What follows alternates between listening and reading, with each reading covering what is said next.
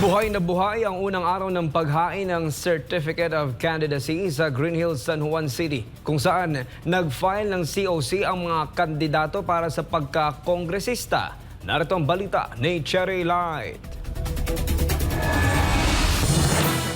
Umaga pa lang, tila nagmala fiesta ang gusali ng COMELEC sa Green Hills, San Juan City. Dumadagundong ang musika ng banda sa harap mismo ng gusali sa unang araw ng pagpa-file ng Certificate of Candidacy o COC. Kanya-kanya kasing diskarte ang mga supporter upang mag-ingay at magpahayag ng suporta sa kanilang kandidato.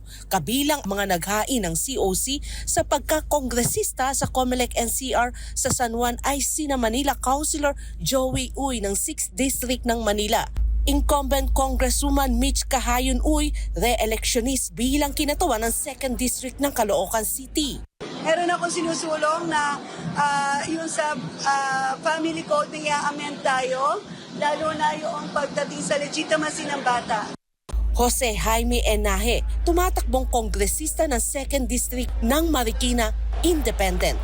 Walang nagsasalita regarding this. So kaya napwersa na ako na sana ito yung maging daan kung mapakinggan tayo ng ating mga kababayan na meron tayong sarili nating wikang pasulat.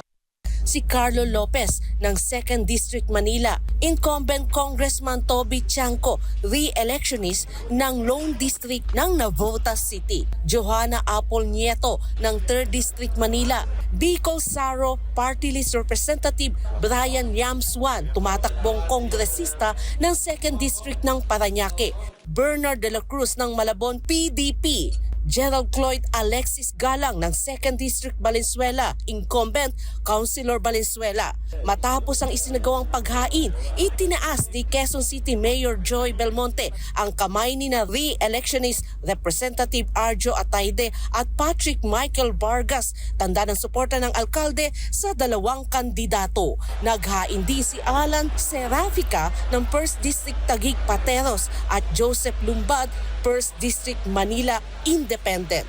Sinabi ni Attorney Jovencio Balangit ng COMELEC National Capital Region, tinatayang nasa 200 ang mga inaasang magpa-file ng COC sa San Juan COMELEC.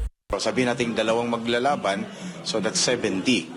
Okay, pero madalas yan, mayroon pang pangatlo, pang-apat. So kaya ang in-expect natin yan, kung halimbawa pang-apat, so lalapas din sila ng mga 200 o 300. Para sa Diyos at sa Pilipinas kung mahal, Cherry Light, SMNA News.